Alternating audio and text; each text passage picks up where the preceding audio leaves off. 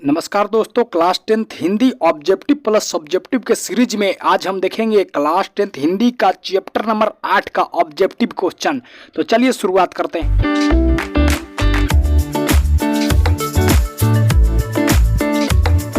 हमारा पहला क्वेश्चन बोलता है कि पंडित बिरजू महाराज का संबंध किस घराने से है। जल्दी बताइए कि पंडित बिरजू महाराज का संबंध किस घराने से है। ए ऑप्शन है बनारस घराना, बी ऑप्शन है मेवाड़ घराना, सी ऑप्शन है पटना घराना, डी ऑप्शन है लखनऊ घराना। तो आपको बताना है कि पंडित बिरजू महाराज का संबंध किस घराने से है। तो पंडित बिरजू महाराज का संबंध लखनऊ घराने से है। तो हमारा डी ऑप्शन बिल्कुल ही सही हो जाएगा। और हाँ, जितने बच्चे नहीं जानते हैं कि हम चला रहे हैं भैया क्लास 10th हिंदी के ऑब्जेक्टिव प्लस सब्जेक्टिव का सीरीज, जिसमें ये 8वें चैप्टर का ऑब्जेक्टिव हम देख रहे हैं। इससे पहले हमने 7 चैप्टर का ऑब्जेक्टिव कर रखा है। आपने अभी तक नहीं देखा है तो आप हमारे प्लेलिस्ट क्लास 10th हिंदी में जाकर देख सकते हैं।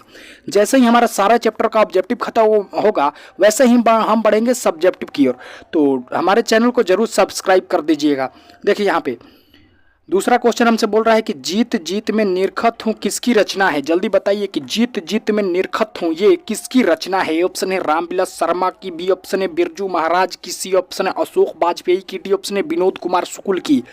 तो जल्दी बताइए जीत जीत में निरखत हूँ किसकी रचना है। तो जीत जीत में निरखत हूँ पंडित बिरजू महाराज की रचना है। तो हमारा बी ऑप्शन बिल्कुल ही सही हो जाएगा। अब बताना है आपको, तीसरा क्वेश्चन हमारा पूछता है कि जीत जीत में निरखत हूँ साहित्य की कौन सी विधा है। जल्दी बताइए कि जीत जीत में निरखत हूँ साहित्य की कौन सी विधा है। ए ऑप्शन है डायरी, बी ऑप्शन है कहानी, सी ऑप्शन है साक्षात्कार और डी ऑप्शन है निबंध। तो आपको बताना है कि जीत जीत में निरखत हूँ साहित्य की कौन सी विधा है। तो यह एक साक्षात्कार है, मतलब खुद के जीवन के बारे में बताया गया है। तो हमारा सी ऑप्शन बिल्कुल ही सही हो जाएगा। आइए देखते हैं हम चौथा प्रश्न हमारा क्या बोलता है। हिंदुस्तान डांस म्यूजिक अकादमी कहाँ स्थित है। भैया ये कहाँ स्थित है कि पंडित बिरजू महाराज 13 साल की उम्र में डांस सिखाना प्रारंभ कर दिए थे। तो ए ऑप्शन है अमरावती में, बी ऑप्शन है लखनऊ में, सी ऑप्शन है जयपुर में, डी ऑप्शन है दिल्ली में। तो ये भैया हिंदुस्तान डांस म्यूजिक अकादमी दिल्ली में स्थित है। तो हमारा चौथा का डी ऑप्शन बिल्कुल ही सही हो जाएगा। आइए देखते हैं अब अगले प्रश्न को। अगला प्रश्न क्या बोलता है, बिरजू महाराज किस कला से संबंधित हैं। जल्दी बताइए कि पंडित बिरजू महाराज किस कला से संबंधित हैं। ए ऑप्शन है चित्रकला, बी ऑप्शन है संगीत कला, सी ऑप्शन है नाट्य कला, डी ऑप्शन है नाटक कला। तो आपको बताना है मेरे दोस्त कि पंडित बिरजू महाराज किस कला से संबंधित है। तो पंडित बिरजू महाराज नृत्य कला से संबंधित है, मतलब नाच की कला से। तो हमारा पांचवा का सी ऑप्शन बिल्कुल ही सही हो जाएगा। अब हम बढ़ते हैं 6वें क्वेश्चन की तरफ। 6वां क्वेश्चन हमारा क्या बोलता है, पंडित बिरजू महाराज का जन्म हुआ था। आपको बताना है कि पंडित बिरजू महाराज का जन्म कब हुआ था। ए ऑप्शन है 4 फरवरी 1935 को, बी ऑप्शन है 4 फरवरी 1936 को, सी ऑप्शन है 4 फरवरी 1937 को और डी ऑप्शन है 4 फरवरी 1938 को। तो भैया पंडित बिरजू महाराज का जन्म 4 फरवरी 1938 को हुआ था। तो हमारा डी ऑप्शन बिल्कुल ही सही हो जाएगा। आइए देखते हैं अब अगले प्रश्न को। अगला प्रश्न क्या बोलता है, जीत जीत में निरखत हूँ पाठ का संबंध किससे है। जल्दी बताइए कि जीत जीत में निरखत हूँ पाठ का संबंध किससे है। ऑप्शन है रामविलास शर्मा से, बी ऑप्शन है बिरजू महाराज से, सी ऑप्शन है विनोद कुमार शुक्ल से, डी ऑप्शन है डॉक्टर अंबेडकर से। तो भैया जीत जीत में निरखत हूँ ये बिरजू महाराज से संबंध है इस पाठ का। तो हमारा बी ऑप्शन बिल्कुल ही सही हो जाएगा। अब हम देखते हैं 8वां प्रश्न। 8वां प्रश्न हमारा क्या बोलता है, पंडित बिरजू महाराज को तालीम किससे मिली। तो आपको बताना है कि पंडित बिरजू महाराज को जो तालीम थी वो किससे मिली थी। ऑप्शन है चाचा से, बी ऑप्शन है मित्र से, सी ऑप्शन है पिता से, डी ऑप्शन है माता से। तो आपको बताना है कि पंडित बिरजू महाराज को तालीम किससे मिली थी। तो पिताजी से मिली थी। तो हमारा सी ऑप्शन बिल्कुल ही सही हो जाएगा। ये देखते हैं अगले प्रश्न को। अगला प्रश्न क्या बोलता है, बिरजू महाराज की शादी कितने उम्र में हो गई थी, मतलब वो कितने साल के थे तो उनका शादी हो गया था। ए ऑप्शन है 16 साल, बी ऑप्शन है 18 साल, सी ऑप्शन है 15 साल, डी ऑप्शन है 20 साल। तो जब भैया पंडित बिरजू महाराज 18 साल के थे ना तो उनका शादी हो गया था। तो हमारा 9वां का बी ऑप्शन बिल्कुल ही सही हो जाएगा। आइए देखते हैं अगले प्रश्न को। अगला प्रश्न क्या बोलता है, बिरजू महाराज शागिर्द हैं, जल्दी बताइए बिरजू महाराज किसके शागिर्द है? तो भैया शाश्वती के। तो हमारा सी ऑप्शन बिल्कुल ही सही हो जाएगा। आइए देखते हैं 11वां प्रश्न। 11वां प्रश्न हमसे क्या बोलता है कि रश्मि वाजपेयी किसकी संस्थापक हैं?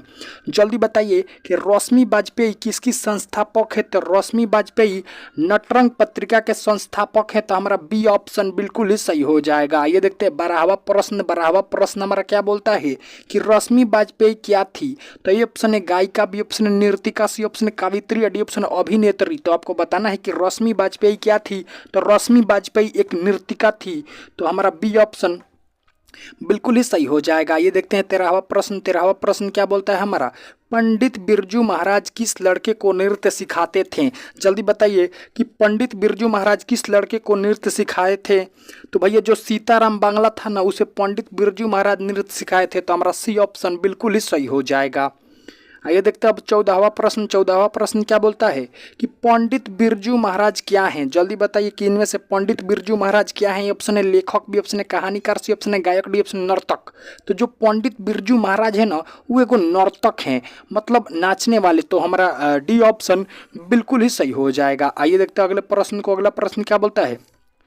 बिरजू महाराज का साक्षात्कार किसने लिया? जल्दी बताइए बिरजू महाराज का साक्षात्कार किसने लिया? ए ऑप्शन है दीपा ने, बी ऑप्शन है ऋचा ने, सी ऑप्शन रश्मि वाजपेयी ने, डी ऑप्शन है शाश्वती ने। तो आपको बताना है कि बिरजू महाराज का साक्षात्कार किसने लिया? तो जो रश्मि वाजपेयी थी ना, ये बिरजू महाराज का साक्षात्कार ली। तो हमारा सी ऑप्शन बिल्कुल ही सही हो जाएगा। आइए देखते हैं अब 16वां प्रश्न। 16वां प्रश्न क्या बोलता है? आखिरी बार प्रोग्राम करते समय पिताजी की कितनी उम्र थी? जल्दी बताइए।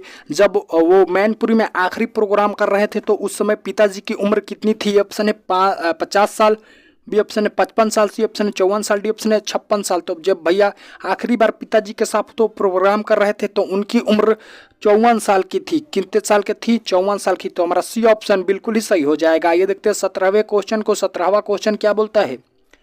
पिताजी के साथ आखिरी प्रोग्राम कहाँ हुआ? जल्दी बताइए पिताजी के साथ आखिरी प्रोग्राम कहाँ हुआ? ए ऑप्शन है इटावा में, बी ऑप्शन है लखनऊ में, सी ऑप्शन है गोरखपुर में, डी ऑप्शन है मैनपुरी में। तो जल्दी आपको बताना है मेरे दोस्त कि पिताजी के साथ आखिरी प्रोग्राम कहाँ हुआ? तो भैया मैनपुरी में हुआ। तो हमारा डी ऑप्शन बिल्कुल ही सही हो जाएगा। ये देखते हैं 18वें प्रश्न को। 18वां प्रश्न क्या बोलता है? पिता की मृत्यु के समय बिरजू महाराज की उम्र कितनी थी? जल्दी बताइए। जब मैनपुरी में पिताजी की मैनपुरी के बाद पिताजी की मृत्यु हो गई थी तब बिरजू महाराज की उम्र कितनी थी? तो ए ऑप्शन है 4 साल, बी ऑप्शन है 8 साल, सी ऑप्शन है 9.5 साल, डी ऑप्शन है 10 साल। तो आपको बताना है कि पिताजी के मृत्यु के समय बिरजू महाराज की कितनी उम्र थी? तो भैया 9.5 साल उम्र थी। तो हमारा सी ऑप्शन बिल्कुल ही सही हो जाएगा। आपको ये याद कर लेना है। आइए देखते हैं 19वां प्रश्न। 19वां प्रश्न क्या बोलता है? पंडित बिरजू महाराज की शिष्या है। जल्दी बताइए कि पंडित बिरजू महाराज की शिष्या इसमें से कौन है? ऑप्शन है लाता पारेकर, बी ऑप्शन है गुड़िया हेमा, सी ऑप्शन है पूनम, डी ऑप्शन है रश्मि वाजपेयी। तो आपको बताना है मेरे दोस्त कि पंडित बिरजू महाराज की शिष्या है। तो जो पंडित बिरजू महाराज की शिष्या है वो है रश्मि वाजपेयी। तो हमारा 19 नंबर का डी ऑप्शन बिल्कुल ही सही हो जाएगा। आइए देखते हैं 20वें प्रश्न को। 20वां प्रश्न क्या बोलता है? बिरजू महाराज किसके पर्यायवाची बन गए हैं? जल्दी बताइए कि बिरजू महाराज किसके पर्यायवाची बन गए हैं? ऑप्शन है नाटक कला, बी ऑप्शन है कथक, सी ऑप्शन है भांगड़ा, डी ऑप्शन है शास्त्रीय संगीत। तो आपको बताना है कि पंडित बिरजू महाराज किसके पर्यायवाची बन गए हैं? तो पंडित बिरजू महाराज भैया कथक के पर्यायवाची बन गए हैं। मतलब पंडित बिरजू महाराज भैया इतना अच्छा कथक का नृत्य करते थे कि कथक भी बोलता होगा क्या नाच। तो इसी के साथ चैप्टर नंबर 8 का सारा VVI ऑब्जेक्टिव क्वेश्चन होता है समाप्त। अगर इस चैप्टर से पूछेगा तो इसी क्वेश्चनों में से पूछेगा। तो आप अगर ठीक से नहीं देखें तो एक बार और रिपीट देख लीजिएगा। और अगले वीडियो में हम देखेंगे क्लास 10th हिंदी चैप्टर 9 का ऑब्जेक्टिव। तो डू सब्सक्राइब सीधा क्लास।